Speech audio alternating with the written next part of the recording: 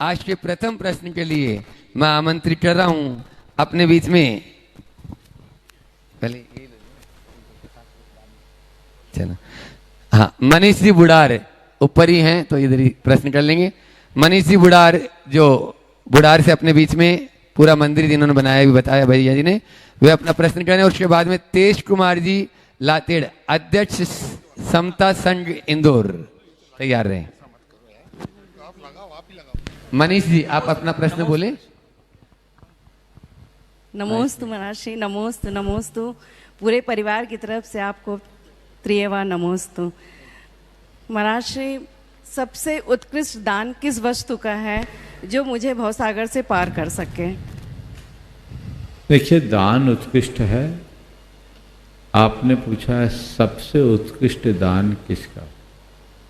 शास्त्रीय दृष्टि से अगर बात करें तो पात्र दान सर्वोत्तम दान। जैसे उत्तम भूमि में बोया गया बीज महान फलदायी होता है, उसी तरह उत्तम पात्र को दिया गया दान कालांतर में महाफल को प्रदान। पात्र दान को पारमार्थिक दान बोला गया है और उन्हें आहार, उपकरण, आवास और औषधि दान यथावश्यक। नमोस्तु महर्षि, नमोस्तु नमोस्तु। अपने बीच में समता संघ के अध्यक्ष तेज कुमार जी लातेड़ भी अपना प्रश्न कर रहे हैं और उसके बाद में सिद्धार्थ जी कासलीवाल कानपुर, जो प्रशासक गुणायतन, अपने बीच में। भगवान नमस्तु नमस्तु नमस्तु।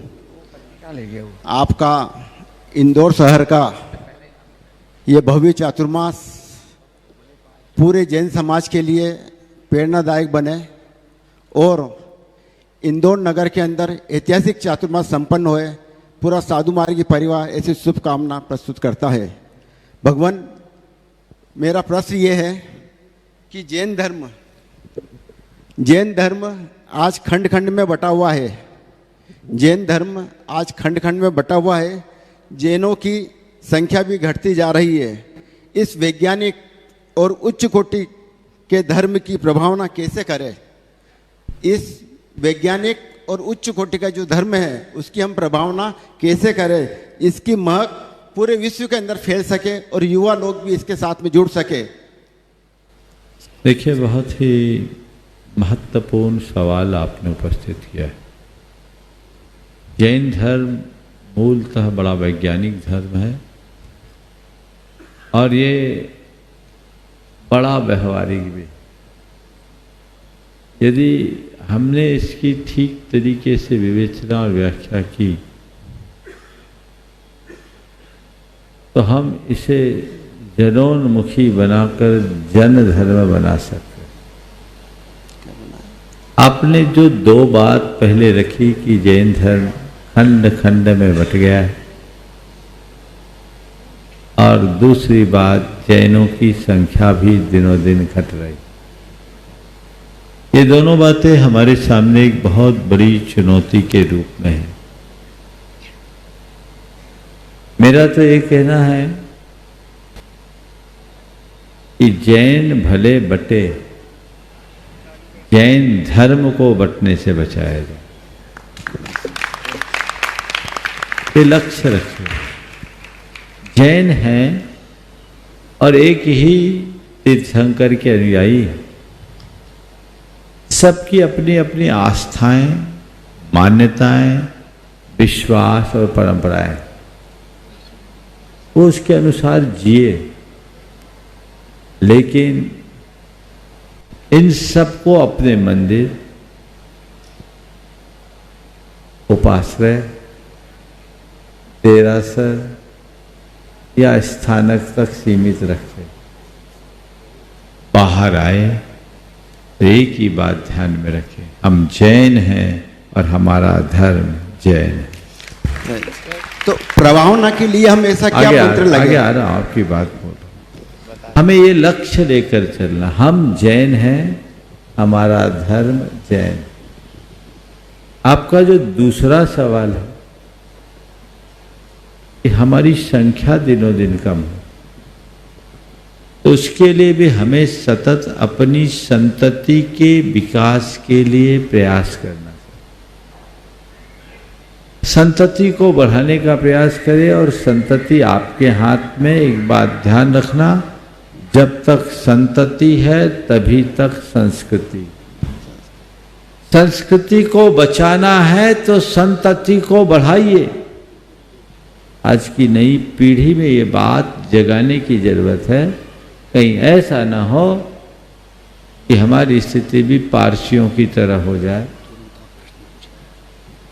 और हम केवल नाम शेष हो जाए।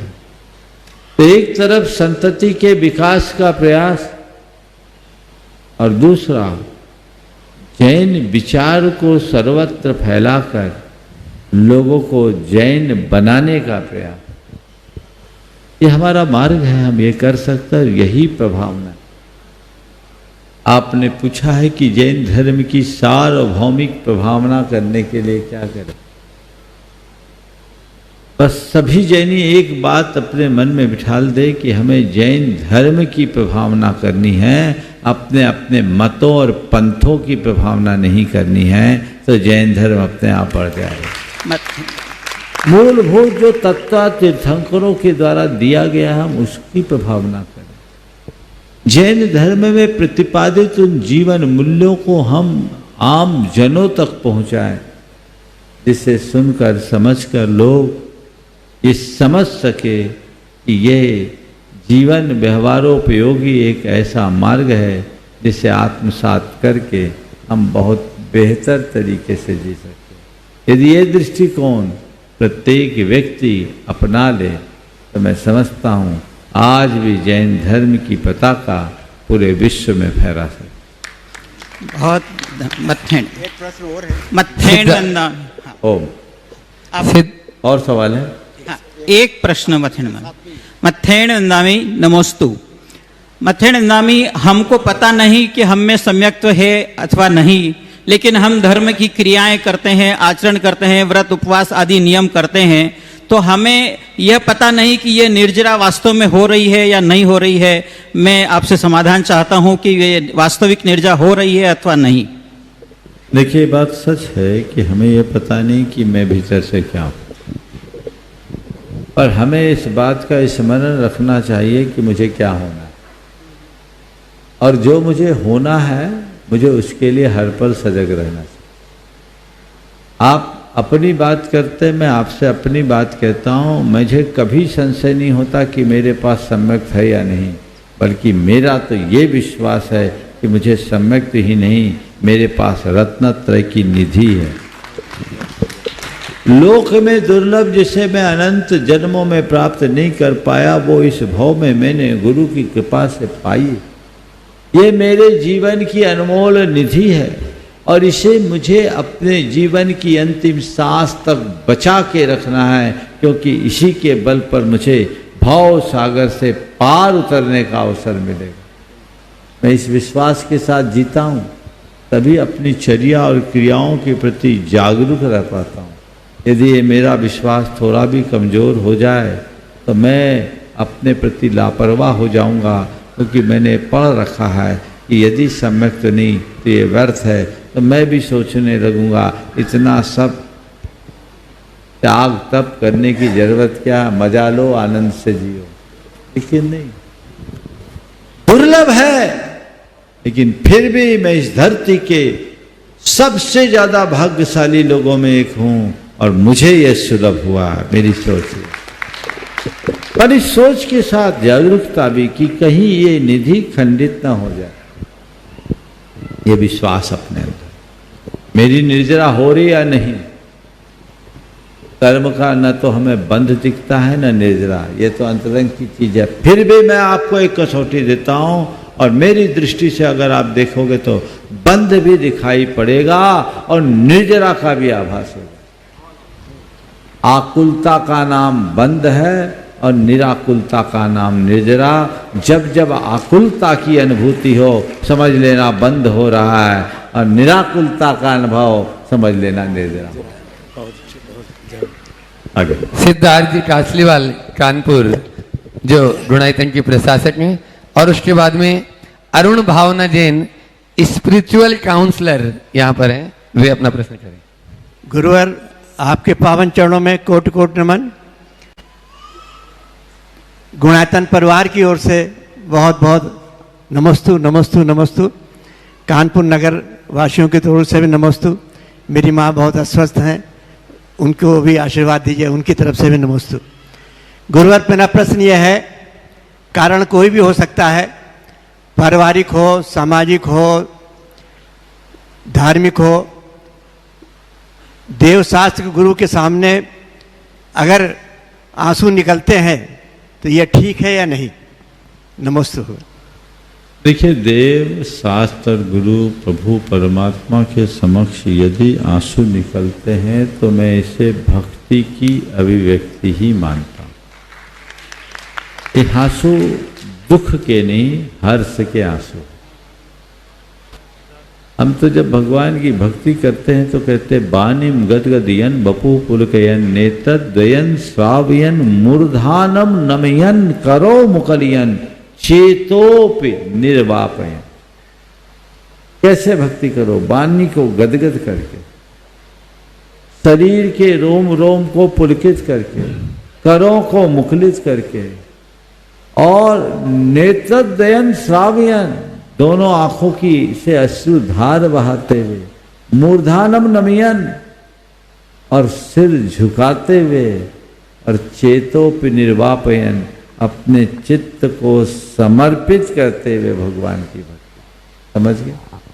तुलसीदास जी ने बहुत अच्छी बात लिखी, तुम दर्शनते पुलक शरीरा,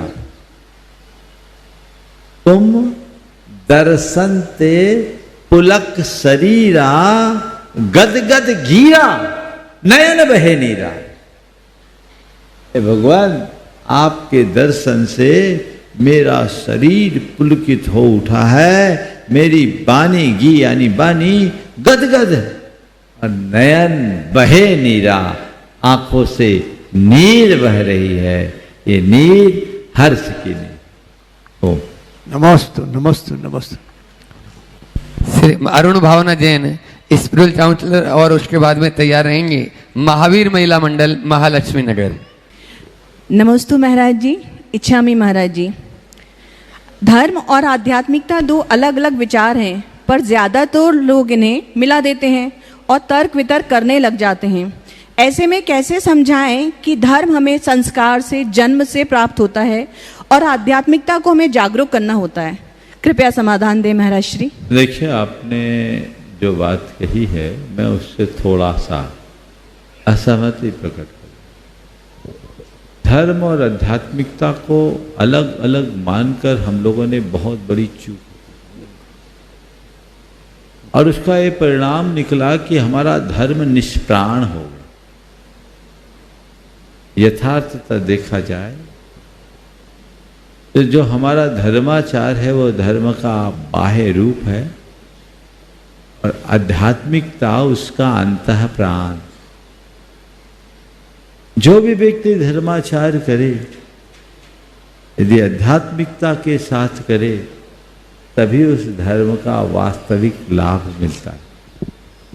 व्यवहार में ऐसा ही देखा जाता है, लोग पूजा पाठ, धार्मिक क्रियाएं और उपासना तो बहुत रुचि से कर लेते, लेकिन उसके मूलभूत प्रयोजन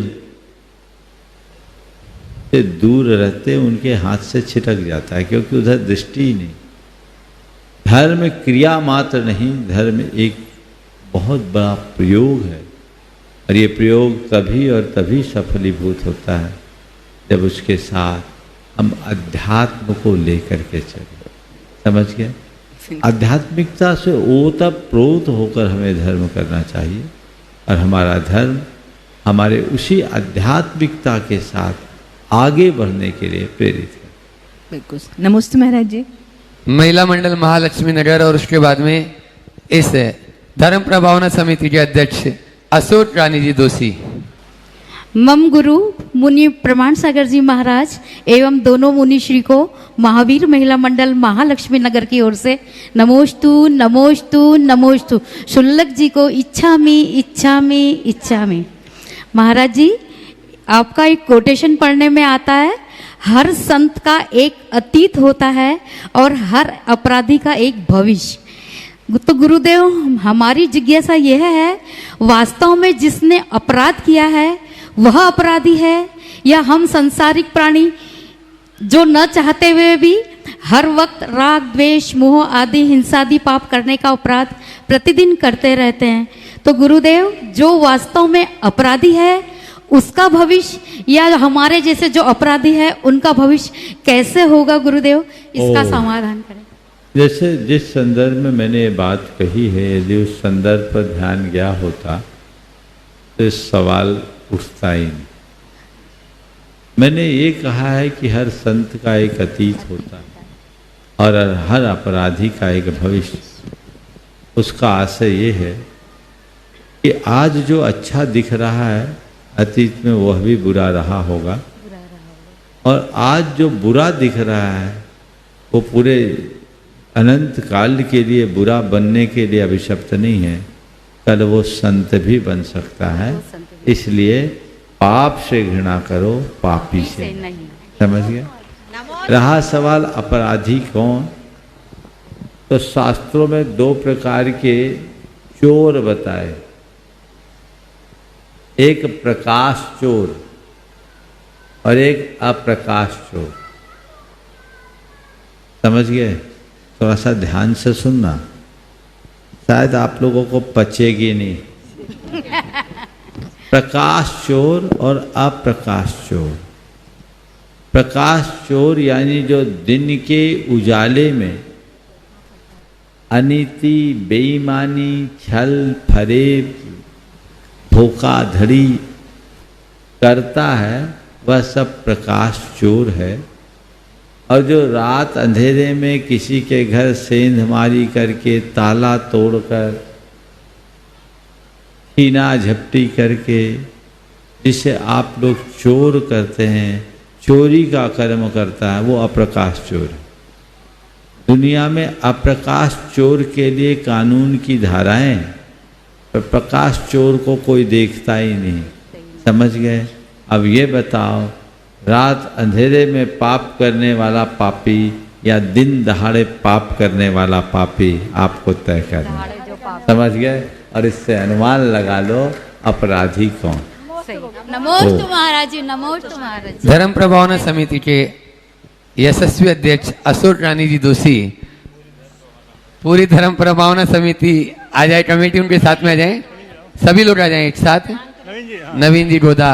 हाँ, प्रतिदिन व्यवस्था एक की रहेगी और 15 दिन में एक बार नंबर आएगा, बदलते जाना, बस इतना ध्यान रखना। कमेटी खड़े हो जाओ एक साथ। आपने बहुत महाराज जी 15 लोग हैं तो रोज अब महाराज की समस्या का हल हमने कर दिया। आपने बहुत बड़ा समाधान कर दिया है। एक नंबर तो रोज आ ही जाएगा। खड़े इकट्ठे हो सकते हो, नंबर 15 दिन में एक आएगा। उसके बाद डॉक्टर पीके बदोरा जी और आनंद प्रकाश जी जैन जो अध्यक्ष और मंत्री प्रभाष गिरी हैं, वे तैयार रहे। मुनि संघ के चरणों में सत सत वंदन। छुल्लक जी को इच्छा में। महाराज से निवेदन यह है कि कल आपने ऑर्गेनिक के बारे में काफ़ी कुछ बताया। अब थोड़ा एक मिलेट्स भी बहुत चलता है और स्वास्थ्य के रक्षक है, और मैं 6 साल से अभी गेहूं हटा दिया, घर से गेहूं खाते ही नहीं, सब लोग मिलेट्स पे चल रहे हैं, तो उस पर भी थोड़ा कभी प्रकाश डालेंगे तो काफ़ी अच्छा रहेगा। अब प्रश्न से मैं सीधे प्रश्न पे ही आ रहा हूँ महाराज जी। प्रश्न ये महाराज जी, भूख के बारे में आज प्रश्न है मेरा। भूख, एक तन की भूख होती है, एक मन की भूख होती है। तो तन की भूख तो हम भोजन आदि से हमारी समाप्त हो जाती है, लेकिन एक मन की भूख है, जैसे सत्ता की, संपत्ति की, सौंदर्य की और संबंधों की भूख है। इसको तो हम एक बार विस्मृत कर सकते हैं या इससे विमुख हो सकते हैं, लेकिन 2 भूख ऐसी है महाराज श्री कि जो कभी पीछा छोड़ती नहीं है। वो भूख है एक तो कद्र की, हमारी खुद की कद्र हो, और एक है कि हमारा मान सम्मान हो। हम कोई भी सत्कार्य भी करें तो हमको ऐसा लगता है कि उसकी कद्र होना चाहिए। आप सत्कार्य करें तो उसकी कद्र हो, लेकिन कोई कार्य करता है तो सोचता है कि मेरी कुछ कद्र हो जाए। तो क्या ये पॉसिबल है, या इस भूख को कैसे कम करें? हमेशा मान सम्मान आदर प्रतिष्ठा, इस भूख को कम, खत्म तो नहीं हो सकती, लेकिन कम कैसे करें, ये कृपया समाधान करें। देखो, भूख तो होती है, और जब भूख लगी है तो भूख स्वाभाविक है। मैं कदाचित इसे स्वीकार करता हूँ, भूख हो तो भूख ठीक है। यथासंभव भूख का समन भी करो, तब तक कोई दिक्कत नहीं। लेकिन अगर समन न हो पा रहा तो सहन करने की क्षमता विकसित कर लो, मामला ठीक हो जाए। वो तो सुबह के प्रवचन में तकलीफ कब होती है? जब भूख जगती है और समन नहीं होती तो सहन नहीं कर पाते और परेशान होते, पेट पकड़ करके बैठे रह जाते। भैया एक बात सदैव याद रखो, उपवास बहुत बड़ी चिकित्सा है। तो जैसे तन के भूख को समन करने के लिए सहन शक्ति को विकसित करते हुए उपवास का अभ्यास किया जाता है, वैसे ही मन की इस भूख को, चाहे मान सम्मान कद्र इज्जत यश है, इसकी भूख है, जग रही है, जगने दो और थोड़ा सहन करो, त्याग करो। उपवास कब करते हैं आप लोग? भोजन न मिलने पर उपवास तो लंघन कहलाता है। अब खाने कोई नहीं मिला तो उपवास कर लो, ये लंघन है। लेकिन भोजन सुलभ होने पर भी भोजन का जो त्याग होता है वो उपवास कहलाता है। मान सम्मान नहीं मिला तो मन मसोस के रह गई, ये लंघन है। अब मान सम्मान मिल भी रहा है तो भी विनम्रता से अपने आप को दूर कर लेना उपवास है। उसका अभ्यास करें, ये प्रयास करें। बहुत अच्छी बात आज आपने की, बहुत कठिन है लेकिन ये निर्जरा का कारण है। सामने वाला हमारा मान करे और हम उसके प्रति नत हो जाएं, विनम्रता से उसके हाथ जोड़ ले, ये बहुत बड़ी उपलब्धि है। अभ्यास करने से ये काम हो सकता है, बशर्ते व्यक्ति का दृष्टिकोण स्वयं के प्रति सकारात्मक हो। नमस्ते महाराज। डॉक्टर पीके जी भदौरा और डॉक्टर आनंद प्रकाश जी जैन प्रभाष जी के अध्यक्ष मंत्री जी एक जन पूछेंगे और एक प्रश्न करेंगे और उसके बाद में पौरवाड़ समाज के सभी साथीगण तैयार रहे। नमिश जी जैन अध्यक्ष प्रश्न करेंगे। महाराज जी को प्रभास की तीर्थ क्षेत्र की कमेटी से बारंबार त्रिबार नमोस्तु नमोस्तु नमोस्तु महाराज जी। अभी महाराज जी हम लोगों ने तीनों वेदियों का प्रतिष्ठा की है। आपके वजह से वो बहुत अच्छी वेदी प्रतिष्ठा हो गई है। महाराज जी हमने इसमें ये देखा है कि जब मंदिर जो पुराना था, जब वो शुरू में था, तब में आज में बहुत अंतर हो गया है। जब से महाराज जी आप आए हैं वहाँ पे, जब से महाराज जी आप वहाँ आए थे तब से अब उसकी स्थिति बहुत बदल गई है। तो अब लोगों के दिमाग में ये आने लगा है कि अब हम इस पे जो है किस तरह से काबिज हो। महाराज जी इसके लिए हम लोग क्या करें? दिमाग मत लगाओ, केवल अपना काम करो। बहुत बहुत आशीर्वाद। एक बार जोरदार करतल ध्वनि से इनका अभिनंदन कर दिया। ये लोग बहुत कर्मठता से प्रभास गिरी, जो भगवान पद्म प्रभु के 4 कल्याणक की भूमि है, उस क्षेत्र के विकास में अपना बहुमूल्य योगदान दे रहे हैं। 2015 में हम पहली बार वहाँ गए थे, तब से उस क्षेत्र में विकास की बहुत बड़ी गंगा बही है और ये लोग जो काम कर रहे हैं उसमें इनकी मुख्य भूमिका है। ऐसे ही आगे बढ़ते रहे। नमस्ते महाराज जी। नमस्ते। पौरवाड़ समाज के अध्यक्ष नमिश जी जैन अपनी पूरी टीम के साथ में और उसके बाद में प्रोफेसर सतीश जी जैन इंदौर तैयार रहे हैं। नमोस्तु महाराज जी। मुनि संघ के चरणों में त्रयवार नमोस्तु और इच्छामि। गुरुदेव, इस मंच के माध्यम से मैं आपसे और सकल समाज से निवेदन करना चाहता हूं कि पौरवाड़ समाज और उसकी सहयोगी संस्था सजन ग्रुप पिछले 13 वर्षों से इंदौर नगर में अंतर्राष्ट्रीय स्तर पर भक्तामर पाठ का आयोजन करती है और इस वर्ष विजयनगर में आयोजित है।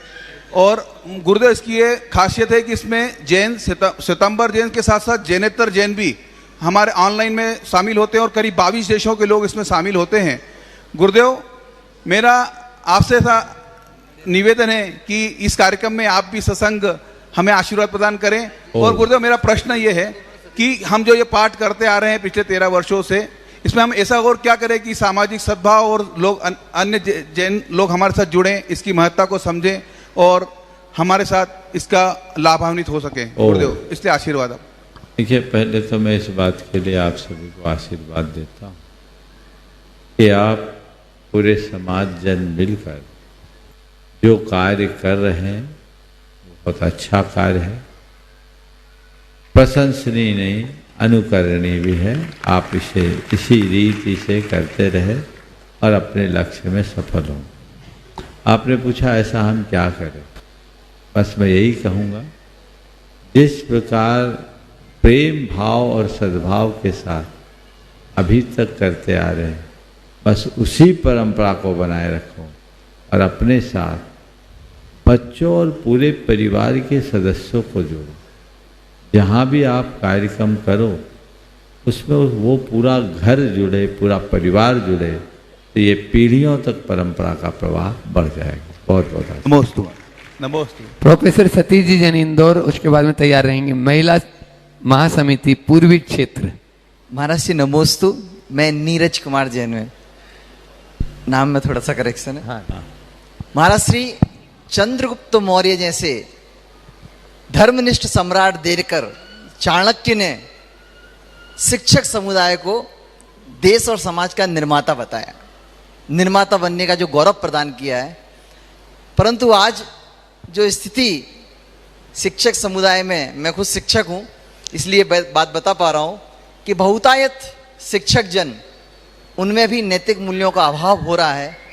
और सबसे बड़ी विडंबना ये है कि अपनी कर्तव्य निष्ठा पूर्ण ना होने पर अथवा अपने नैतिक पतन का जो कारण है उसका ठीकरा जो है वो समाज पर, पेरेंट्स पर, राजनीतिज्ञों पर, शासन पर, प्रशासन पर ढोल दिया जाता है। महाराज से मेरा प्रश्न ये है कि क्या शिक्षक को अपने कार्य में सफल नहीं होने पर या अपनी नैतिक पतन के रूप में इस तरह का जो ठीकरा है वो समाज या राजनीतिक या शासन प्रशासन पर ढालना चाहिए, अथवा उसको जो कि खुद इन सब का निर्माता है, कैसे वो जो जिसकी जिम्मेदारी है।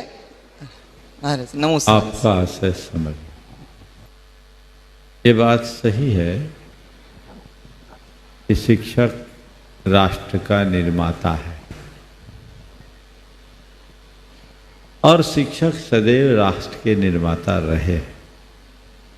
लेकिन अब शिक्षक बचे नहीं, टीचर रह गए। और जब से शिक्षक टीचर बन गए तब से उनका घोर अवमूल्यन और पतन शुरू हो गया। एक समय था जब शिक्षकों का अपना एक आदर्श होता था, उनका चरित्र इतना उज्जवल होता था जिसकी छाप विद्यार्थियों के हृदय पटल पर स्थायी रूप से अंकित रहती थी। लोग उन्हें अपने गुरु के रूप में देखते थे। आपके जीवन में भी रहा होगा, मेरे जीवन में भी ऐसा हुआ। वो एक ऐसा दौर था जब शिक्षक हमारे आदर्श होते थे और उनकी हर बात और हिदायतों का हम लोग अक्षरशः पालन करते थे, क्योंकि वो वही कहते थे जो खुद करते थे और उसका हम सब पर असर पड़ता था। उस समय उनका जो कर्म था शिक्षा का, वो एक प्रोफेशन नहीं था, वो उनकी सेवा थी, सर्विस थी, और वे उसे अपना एक पुनीत कर्म मानकर करते थे। नतीजा हम सबको वह सब कुछ सहज रूप से प्राप्त हो जाता था जो अन्यत्र कभी नहीं मिलता। उनके उस चरित्र के कारण उनका सम्मान केवल छात्र नहीं अपितु अभिभावक और समाजगण भी करते थे। अगर किसी विद्यार्थी ने कुछ गड़बड़ की और उसे अगर किसी प्रकार से दंडित किया जाए, अभिभावक उसकी सराहना करते थे और कदाचित ये मालूम पड़ा कि आज इसको स्कूल में, विद्यालय में पनिशमेंट मिला है, दंड मिला है, और ये खबर घर परिवार में लगने के बाद घर में उनको दोहरे दंड को भी भोगना पड़ता था। ये गड़बड़ किया है। ये एक जागरूकता थी। ये शिक्षक वर्ग के सम्मान का एक उदाहरण। उसमें कोई हस्तक्षेप नहीं होता था। जब गुरुकुल प्रणाली थी तब तो राजा भी अपने पुत्रों को उनके पास पढ़ने के लिए भेजते थे और उनके अध्यापन की क्रिया और कार्य में किसी प्रकार का हस्तक्षेप नहीं करते।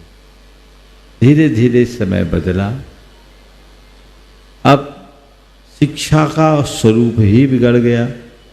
पहले शिक्षा का उद्देश्य सीख था, अब शिक्षा का उद्देश्य डिग्री बन गई और पूरी व्यवस्था एक व्यवसाय का रूप ले ली। जब से शिक्षा एजुकेशन का रूप ली तब से वह इंडस्ट्री बन गई और उसके अध्यापक भी, चाहे वो प्रोफेसर हो, चाहे शिक्षक हो, चाहे कोई भी हो, वो पूरी तरह पेशेवर हो गए। उनका उद्देश्य अब बच्चों के भविष्य का निर्माण करना नहीं, उनका उद्देश्य अपनी ड्यूटी पूरी कर कर मोटी रकम पाना। पहला तो ये, बढ़ते हुए उपभोक्तावादी दौर से वे भी अप्रभावित नहीं हुए। उनकी जो मूलभूत आकांक्षाएं बहुत तेजी से बढ़ गई और उसके कारण उनका दृष्टिकोण भी पूरी तरह अर्थकर हो गया। तो लोग उसके लिए अपना सबसे ज़्यादा फोकस करने लगे। पहले एक समय तक उक्ति थी कि जिन पर सरस्वती की कृपा होती है उन पर लक्ष्मी की कृपा नहीं होती। प्रायः इस तरह के अध्यापक अभावों में जीते थे और अपने कर्म को एक प्रकार की तपस्या मानते। लेकिन जब से आधुनिक शिक्षकों के पास वैभव बढ़ा, विलासता भी उनके साथ जुड़ गई और विलासता अमीरी का अभिशाप है, ये बहुत पुरानी कहावत। जब शिक्षकों में विलासिता आने लगी तो उनका आदर्श भी उनके हाथ से दूर जाने लगा। ये तो शिक्षकों की कमी की बात है। बच्चों की भी सोच बदल गई, बच्चों की सोच बदल गई, बच्चे भी अलग तरीके से सोचने लगे, अभिभावकों की भी सोच बदल गई और पूरी की पूरी शासन की व्यवस्था भी बदल गई। पहले दंड के साथ पढ़ाया जाता था। शिक्षक कक्षा में आते थे तो हाथ में रूल लेके, छड़ी लेकर आते थे। अब तो कुछ नहीं करते, रूल्स ऐसे बन गए कि कुछ बोल भी नहीं सकते। तो ये जो व्यवस्थाएं बदली है, ये सब उनका परिणाम है। तो अगर शिक्षक इसमें जवाबदार है तो उन्हें स्वीकार करना चाहिए। लेकिन ये बात सही है कि केवल शिक्षक इसमें जिम्मेदार नहीं है, अभिभावक भी हैं, छात्र भी हैं और आज का सिस्टम भी है। यदि ये सब कुछ ठीक हो तो आज फिर से हम अपने पुराने गौरव को स्थापित कर। महाराज जी, इस सिस्टम को सुधारने में ही शिक्षक की क्या भूमिका हो सकती है, वो मेरा। हेलो, देखो, अगर मैं बोलूं शिक्षक को सिस्टम को सुधारने में भूमिका आप पूछते हो तो शिक्षक तो सब कुछ बदल सकता है, बशर्ते उसके खुद के अंदर बदलाव। ये पूरे सिस्टम से लड़ने के लिए तैयार हो और वो तभी संभव होगा जब अपना स्वार्थ छोड़ेगा, उत्सर्ग के लिए तैयार होगा, तभी होगा। मुनिश्री के चरणों में गंगवाल परिवार एवं संपूर्ण महासमिति परिवार का नमोस्तु नमोस्तु नमोस्तु। हम महिलाएं मुनिश्री के हाथों में आहार के बाद पिछी भी नहीं दे सकते, वो पुरुष वर्ग ही दे सकते हैं। तो पहली बात तो ये बात सुधार लीजिए और हम लोगों के आहार को आपने देखा होगा, थोड़ा ढंग से देख लीजिए, नहीं तो मौका निकाल कर दे लीजिए, मौका आपको भी मिल जाएगा। ऐसा नहीं है कि महिलाएं पिछी दे नहीं सकती।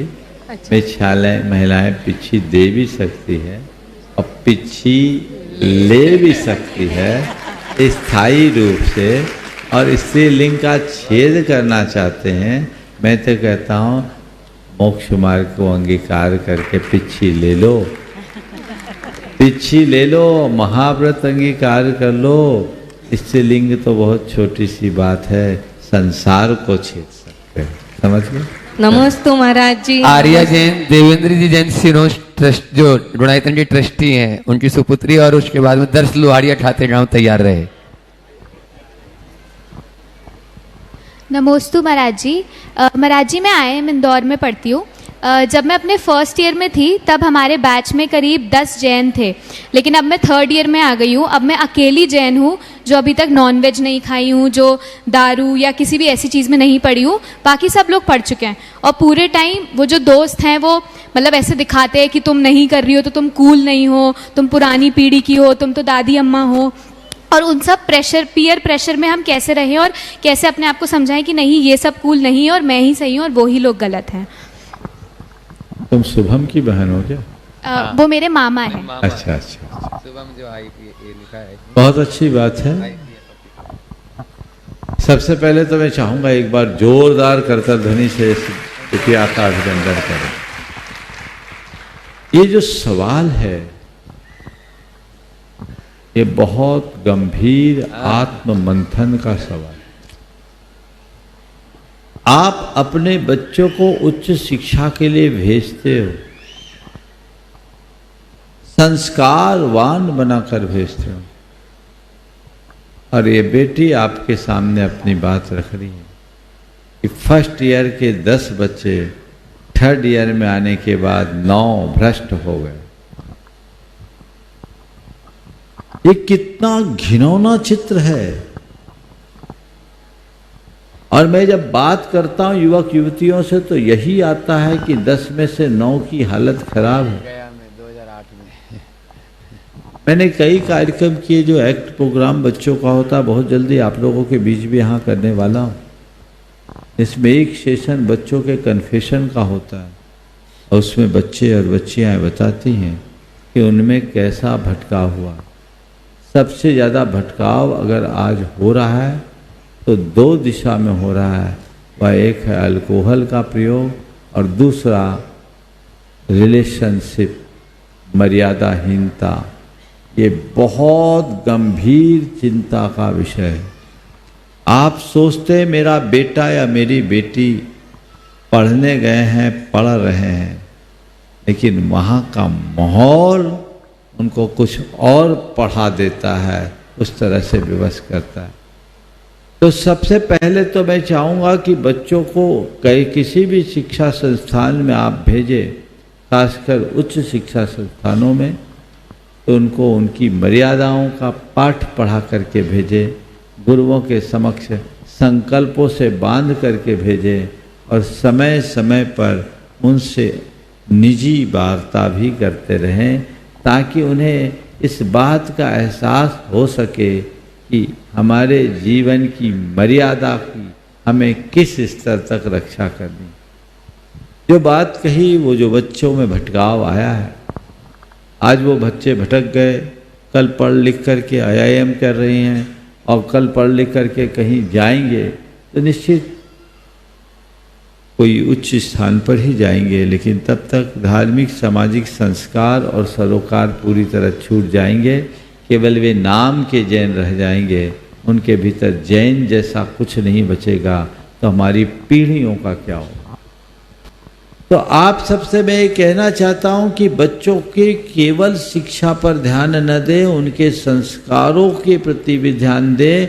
उनके हृदय में धार्मिक सामाजिक संस्कारों और सरोकारों को प्रतिष्ठापित करें। और ये तभी संभव होगा जब कम से कम 10th तक बच्चों को माँ बाप अपने साथ रखें, उन्हें सभी धार्मिक सामाजिक रीति रिवाजों का ज्ञान हो, संस्कारों का ज्ञान हो और मजबूत बने। ऊपर जाने के बाद भी उनको आप सही समय पर सही मार्गदर्शन देते रहे तो बचेंगे। तो इससे बच्चों में भटकाव रुकेगा। जो तुमने अपना सवाल किया, अगर तुम्हें बच्चे फूल कहते हैं तो तुम उनके सामने एकदम कूल रहो और कहो ठीक है, तुम जैसे पढ़े लिखो के आगे मेरा फूल रहना ही ज़्यादा अच्छा है, पर मैं इतना जानती हूँ अभी तुम फूल रहे हो, कल तुम्हें कूलना पड़ेगा जब तुम्हें अपनी असलियत का पता लगेगा। उनसे एक बात बोलो, जो मनुष्य अपने उसूलों पर दृढ़ नहीं रह सकता, जो मनुष्य अपने उसूलों का पक्का नहीं होता, वो जीवन में कभी सफल नहीं हो सकता।